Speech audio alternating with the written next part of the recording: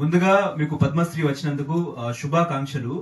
SC వర్గీకరణ జరిగితే మీకు ఏంటి లాభం, అసలు లాభం ఏంటి అంటే ఏం చెప్తారు సార్?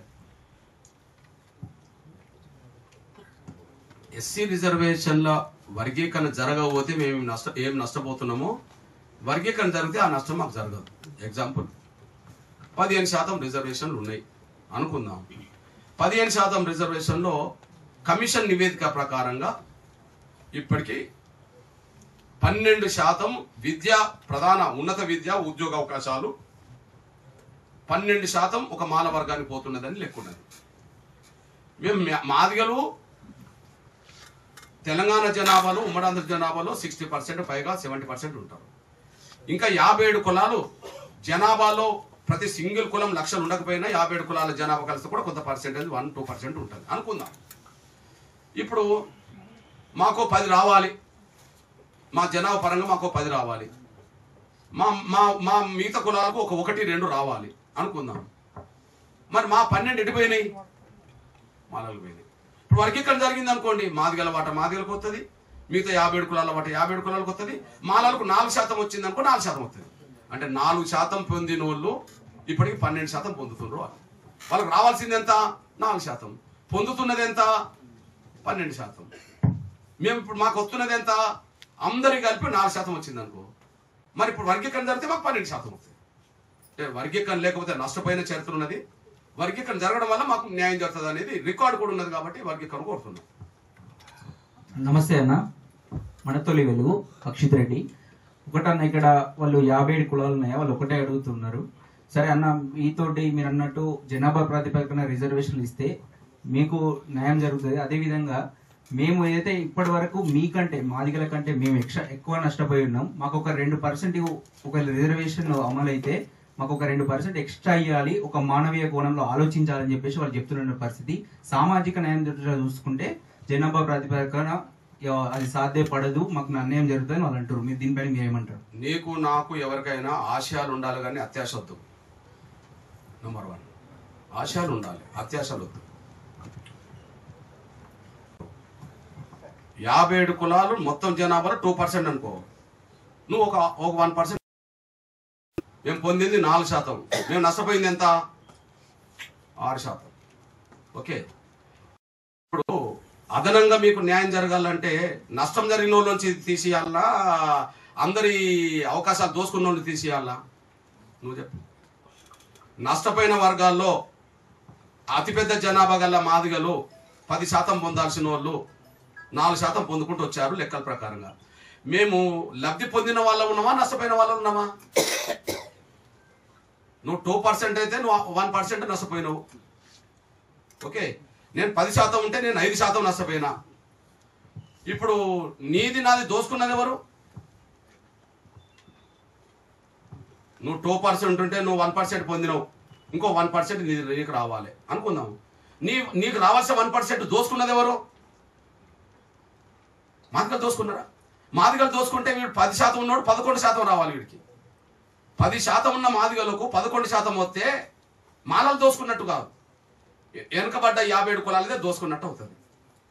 ఓకే, ఎవరైతే జనాభా కంటే మించి పొందినరో ఆ పొందిన నుంచి తగ్గించాలి. అంబేద్కర్ ఒక మాట అన్నాడు, ఎవరి జనాభా పరంగా వాళ్ళు రిజర్వేషన్ పంచుకోవాలి, కానీ ఇంతకాలం అదనంగా పొందిన వాళ్ళ నుంచి మాత్రమే అన్యాయం జరిగిన వరకు తీయాలని అన్నాడు. ఓకే, ఇప్పుడు 4% ఉన్న మాలలు 10% తీసుకున్నారు అనుకో, 6% అదనంగా పొందినారు కదా వాళ్ళు. మరి ఇప్పుడు మా ఉప కులాలు మా దళిత కులాలు అనబడుతున్న వాళ్ళు మాదిగల కంటే ఎక్కువ నష్టపోయినట్టుండ్రు కదా అంటుండ్రు కదా. ఓకే, అరే నష్టపోయిన వాళ్ళకు కారణం మాదిగల జనాభా కంటే మించి పొందితే మాదిగల వాళ్ళు కూడా నష్టపోయినట్టు. జనాభా కంటే మించి పొందినరా? జనాభా కంటే మించి పొందితే వర్గీకరణ ఉద్యమం ఎంఆర్పిఎస్ ఎందుకు తీస్తుంది? 30 ఏళ్ళు ఎందుకు నిలబడుతుంది? అర్థమైంది బ్రదర్? మేము మీలాగా నష్టపోయిన వర్గంలో ఉన్నామా, లేదా మిమ్మల్ని దోసుకున్న వర్గంగా కనిపిస్తున్నామా? ఆశలు ఉండాలి, అత్యాశలు వద్దు. ఒకవేళ తీసి ఇవ్వాలనుకుంటే, అదనంగా తీసి ఇవ్వాలనుకుంటే ఎవరి నుండి తీసేయాలి? నిన్నటి వరకు లబ్ధి పొందిన నుంచి తీసేయాలి. వాళ్ళ జనాభా కంటే మించి ఎవరైతే పొందినరో వాళ్ళ నుంచి తీసేయాలి. అది అడగాలి. మాదిగలు నష్టపోవడానికి కారణం 57 కులాలు నష్టపోవడానికి కారణం ఎవరు తీసుకున్న విషయం చరిత్రలో ఉన్నప్పుడు వాళ్ళ నుంచి తీసేయాలి కదా. మాదిగల నుంచి తీసేస్తే మేము ఎందుకు ఒప్పుకుంటాం? మా 57 కులాలకు న్యాయం జరగాలి. మా 57 కులాల అవకాశాలు మేము దోచుకుంటే మేము వాళ్ళ వైపు మేము ఆలోచించాలి కదా. వాళ్ళు అది ఆలోచించట్లేదు. మాలల్ని మాదిగల్ని దోషులకు కూడా కడుతుండ్రు. అది తప్పు. ఇద్దరు దోషులు కాదు. ఆశలు ఉండాలి, అత్యాశలు వద్దు. మళ్ళీ చెప్తున్నా నేను, ఆశలు ఉండాలి, ఆశయాలు ఉండాలి, అత్యాశలు వద్దు. నువ్వు ఎవరిని దోషులు నిలబెట్టదలుచుకున్నారు? 57 కులాలు ఐక్యం చేసే వాళ్ళు మాదిగల దోషులు నిలబెడతారా? మాదిగల దోషులు నిలబెడితే వర్గీకరణ ఉద్యమం ఎవరు చేసిండ్రు? 57 కులాలు ఎంతమంది జైలుకి వెళ్ళిండ్రు? ఎంతమంది దెబ్బలు తిన్నారు? ఎంతమంది చచ్చిపోయినరు? చెప్పండి. మేము 10% ఉన్న వాళ్ళము 5% పొందగలిగినాం. నష్టపోయింది 5%. మాలలు దోసుకున్నారు. నువ్వు 2% ఉంటే 1% నువ్వు పొందినావు. ఇప్పుడు 57 కులాల్లో మా కడియం సార్ ఉన్నాడు, ఎమ్మెల్యే కాల, వాళ్ళ బిడ్డ ఎంపీ కాల. ఉమ్మడి వరంగల్ జిల్లా నా సొంత జిల్లా. 170% 80% మాదిగలు ఉన్న జిల్లా. ఆడ ఒక మాల ఎమ్మెల్యే ఉన్నాడు, ఒక మా బైన్ల ఎంపీ ఉన్నది, మా బైన్ల ఎమ్మెల్యే ఉన్నాడు. మాదిగలు ఎవరు లేరు కదా. ఇప్పుడు ఎవరు దోచుకున్నట్టు?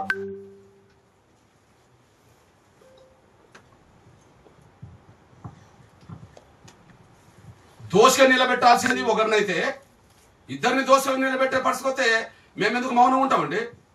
మాకంటే వెనకబడ్డ వాళ్ళు ఇప్పుడు బుడగ జంగాల సంఘాన్ని ఏర్పాటు చేసింది ఎవరు? ఎంఆర్పిఎస్ కాదా?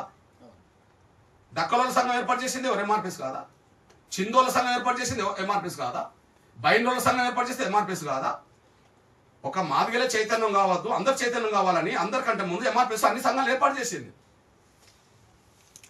మాదిగలతో పాటు మాదిగల కంటే వెనుకబడ్డాన్ని చెప్పబడుతున్న కులాలకు న్యాయం జరగాలని కోరుకున్నది. న్యాయం జరగాల్సింది వేరు, అత్యాశ వేరు. ఒకవేళ మాకు ఎక్కువ నష్టం వచ్చిందని ఎవరన్నా అనుకుంటే మీది దోసుకున్న వాళ్ళ నుంచే తీసుకోవాలి.